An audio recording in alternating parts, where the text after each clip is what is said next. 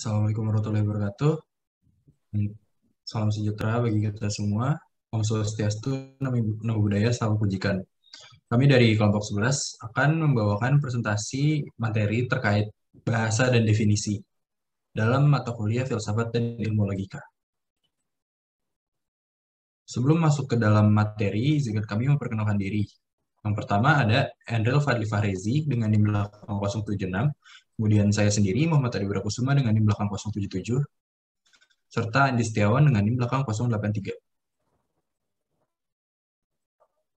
Oke, di dalam materi ini terbagi dari 6 subbab. Yang pertama ada fungsi bahasa, yang kedua bahasa emosional, bahasa netral, dan perselisihan, yang ketiga sengketa dan ambiguitas, yang keempat definisi dan kegunaannya, yang kelima struktur definisi, ekstinsi dan intensi,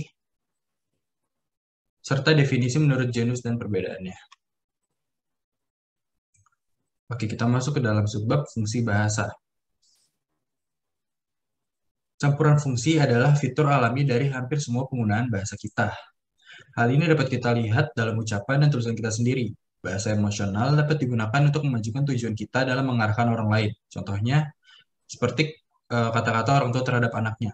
Contohnya itu, perilaku itu benar-benar menjijikan.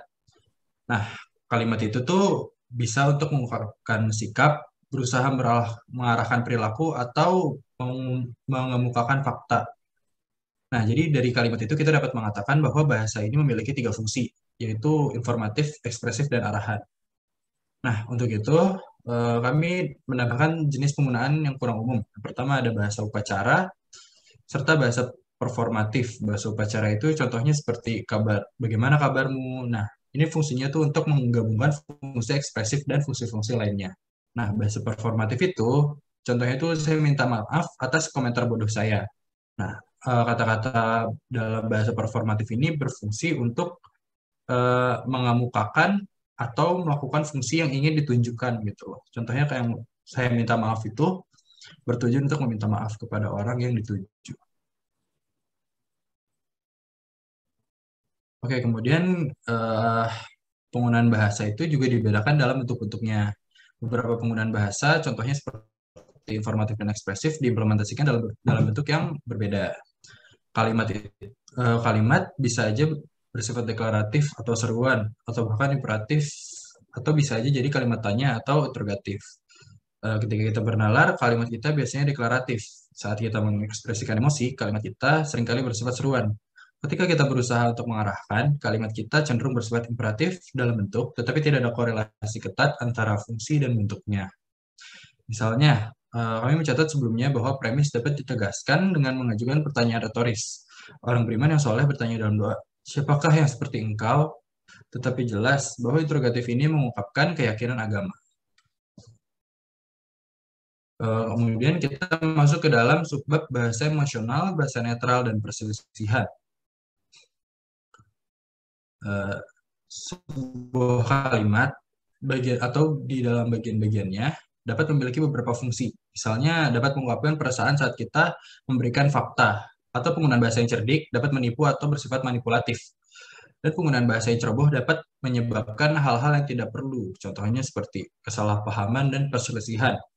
Kata-kata yang kita gunakan untuk menyampaikan keyakinan mungkin netral dan tepat, tetapi mungkin juga baik secara tidak sengaja ataupun disengaja berdampak pada sikap pendengar kita. Respons kita terhadap suatu hal kemungkinan besar akan dipengaruhi jika kita diberitahu atau seperti apa yang diberikan kepada kita. Sikap negatif yang biasanya ditimbulkan oleh beberapa kata menciptakan terciptanya eufemisme untuk menggantikan kata-kata lembut demi kenyataan yang pahit. Bahasa yang diwarnai secara emosional cocok dalam beberapa konteks, dalam puisi, tetapi sangat tidak pantas dalam konteks lain, misalnya dalam penelitian survei atau laporan. Tanggapan terhadap survei tertentu akan tergantung pada ukuran yang baik pada kata-kata yang digunakan dalam mengajukan pertanyaan. Apakah kita harus menghindari bahasa yang emosional atau menggunakannya, tergantung pada tujuan bahasa itu sendiri dimaksudkan untuk melayani dalam konteks apa. Jika kita bertujuan untuk memberikan laporan fakta yang tidak memihak, kita dapat merusak tujuan itu jika kita menggunakan kata-kata yang memiliki makna emosional. Namun terkadang hampir tidak mungkin untuk menghindari beberapa emosi di dalam penggunaan kata, terutama di dalam kalimat.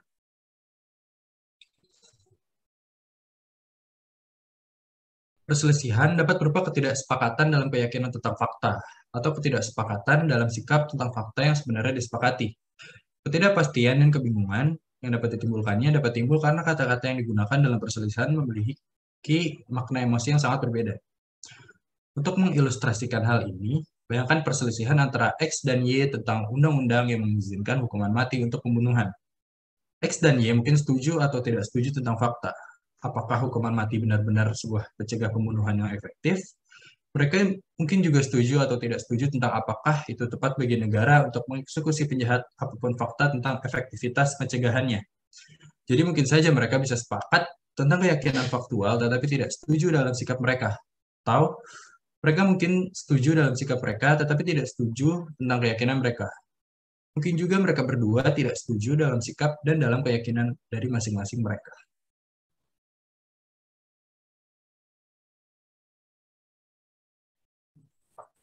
Ketika seorang berusaha untuk menyelesaikan perselisihan yang memiliki aspek faktual dan emosional, penting untuk menentukan apa yang sebenarnya menjadi masalah di antara pihak-pihak yang berselisih.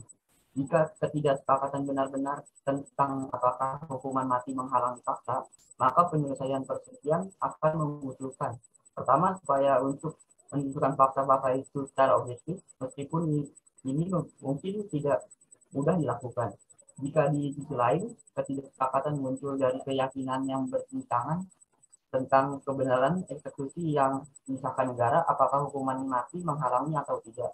Mencapai kesepakatan tentang fakta-fakta kemungkinan akan terbukti tidak cukup untuk menyelesaikan perselisihan. Tentu saja kita tidak mencapai kesepakatan hanya dengan mengakui sifat sengketa, tetapi sampai kita mengenali sifat sebenarnya dari suatu perselisihan dan perbedaan fungsi bahasa yang digunakan oleh pihak-pihak yang bertikai. Kecil kemungkinan penyelesaian perbedaan dapat dicapai.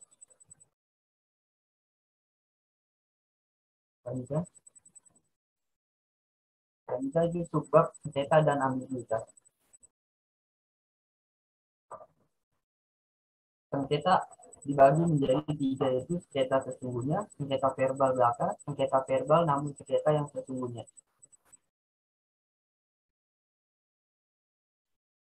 Sengketa sesungguhnya yaitu memiliki contoh yang itu Endel mendukung klub A dan Andi mendukung klub B, maka mereka saling tidak setuju terutama dalam sikap.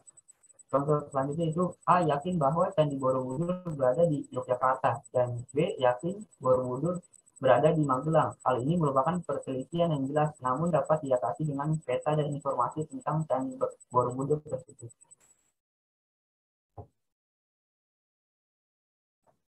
Selanjutnya itu ada sengketa verbal belaka. Sengketa tidak tampak asli dan dapat diselesaikan dengan persetujuan terhadap makna sebuah kata. Misal A berpikir bahwa benda yang jatuh namun tidak ada orang di sekitarnya tidak menghasilkan bunyi. Dan B menyangkalnya. Namun jika bunyi diartikan sebagai sensasi yang diterima pendengaran manusia, maka mereka dapat memiliki pendapat yang sama. Selanjutnya itu ada data verbal namun sesungguhnya. Data tidak tampak asli namun merupakan data yang sesungguhnya. Misalnya, A berpikir bahwa ketelanjangan dalam seni membuatnya tergolong pornografi dan B menyangkalnya. Apabila ambiguitas di antara mereka diselesaikan, mereka tetap akan memiliki pandangan yang berbeda.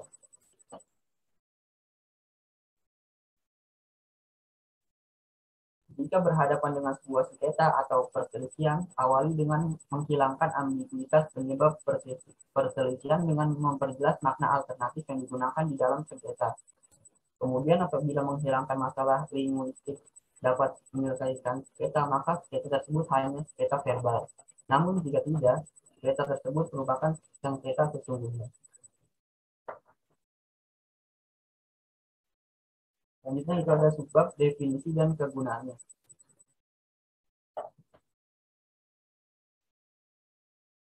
Definisi adalah simbol atau bukan objek karena hanya simbol yang memiliki arti definisi yang mungkin menjelaskan. Sebagai ilustrasi, kita dapat mendefinisikan kata kursi karena memiliki arti. Tapi kursi itu sendiri tidak bisa didefinisikan. Kita bisa duduk di kursi atau melukisnya atau membakarnya atau menggambarkannya. Tetapi kita tidak dapat mendefinisikannya karena kursi yang sebenarnya bukanlah simbol yang memiliki arti yang dijelaskan. Kadang-kadang kita mengatakan secara keliru bahwa hal itu sedang didefinisikan. Pada kenyataannya, apa yang kita definisikan selalu merupakan simbol.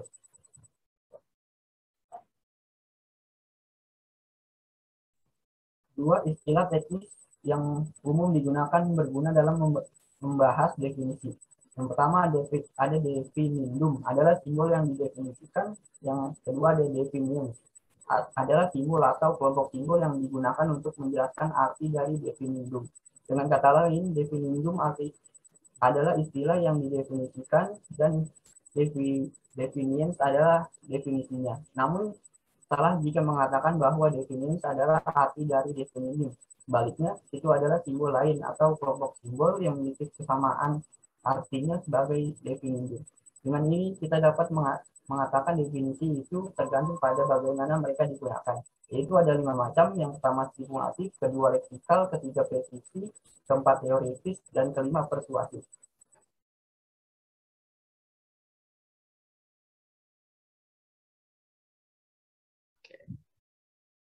Definisi stipulatif.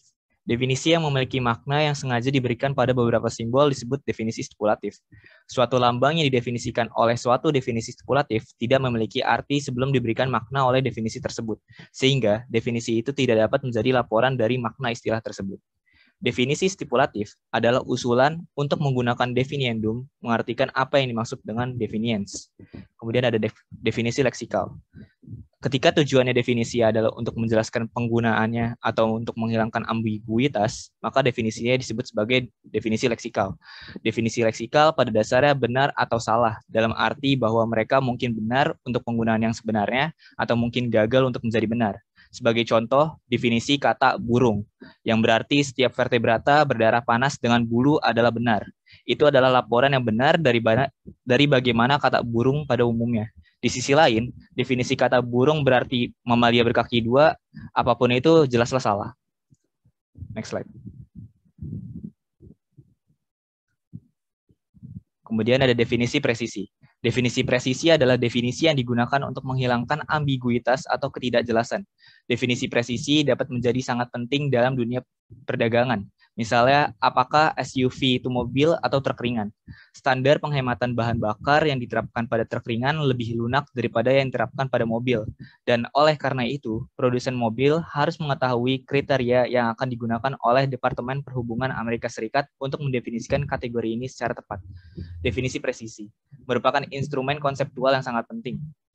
Definisi teoritis. Dalam filsafat, definisi teoritis dicari ketika Socrates berjuang untuk menemukan definisi yang benar tentang keadilan di buku Republik Plato. Dia tidak hanya mencari serangkaian kata yang dapat berfungsi sebagai sinonim untuk keadilan. Dia tidak hanya mencari serangkaian kata yang dapat berfungsi sebagai sinonim untuk keadilan. Kemudian ketika Spinoza di buku Ethics mencari definisi perbudakan dan kebebasan, dia tidak memeriksa bagaimana orang menggunakan kata-kata itu, dan dia juga tidak berharap untuk menghilangkan kasus-kasus tersebut. Definisi teoritis adalah produk dari pemahaman komprehensif kita dalam beberapa bidang. Next slide. Kemudian ada definisi persuasif.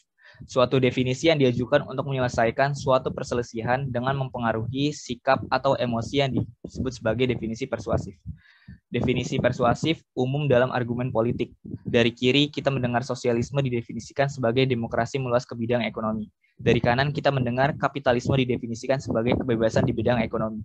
Maksud direktif dari bahasa emotif dalam definisi ini jelas, tetapi pewarnaan emotif juga dapat disuntikan secara halus ke dalam kata-kata yang dimaksudkan sebagai definisi leksikal yang benar. Dan yang tampak di permukaan memang demikian. Saat kita berusaha membedakan penalaran yang baik dari yang buruk, kita harus waspada terhadap definisi persuasif.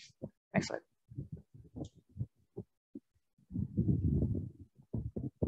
Kemudian ada subbab struktur dari definisi, ekstensi, dan intensi.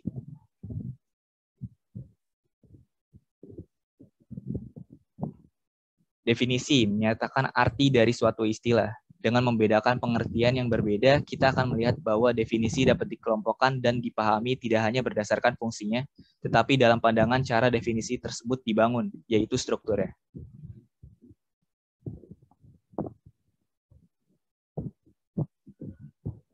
Makna ekstensi atau extensional meaning. Makna yang mencakup semua ciri objek atau konsep. Makna ini meliputi semua konsep yang ada pada kata. Makna ekstensi mencakup semua makna atau kemungkinan makna yang muncul dalam kata. Contohnya, kata ayah dapat dimaknakan orang tua anak-anak, laki-laki, telah beristri. Next slide. Kemudian ada makna intensi atau intentional meaning. Makna intensi adalah makna yang menekankan maksud pembicara. Contohnya, kalimat pencuri itu lari. Makna yang terkandung di dalam kalimat itu berarti seseorang yang dianggap pencuri yang sedang berlari, bukannya sedang bersembunyi atau ditembak. Slide.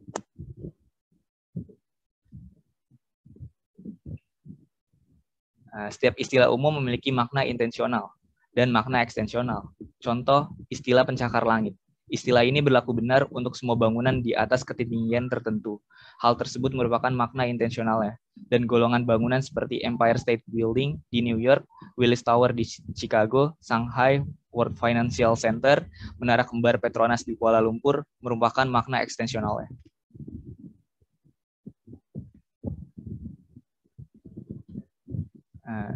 Kemudian ada subbab definisi ekstensi berdasarkan genus.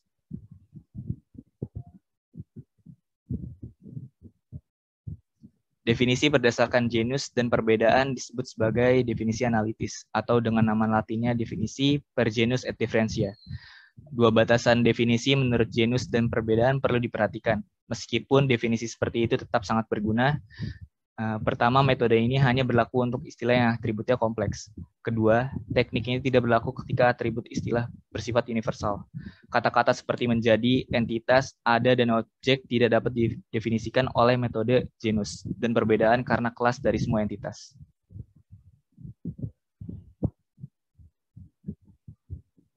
Dalam menilai definisi yang diusulkan berdasarkan genus dan perbedaan, ketika dimaksudkan sebagai leksikal, ada 5 aturan baik yang telah ditetapkan secara tradisional.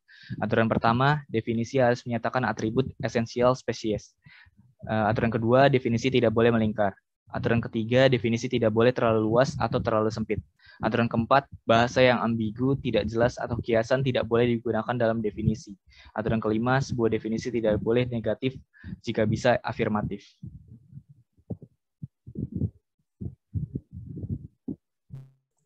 Sekian pembawaan materi tentang bahasa dan definisi dari kelompok kami.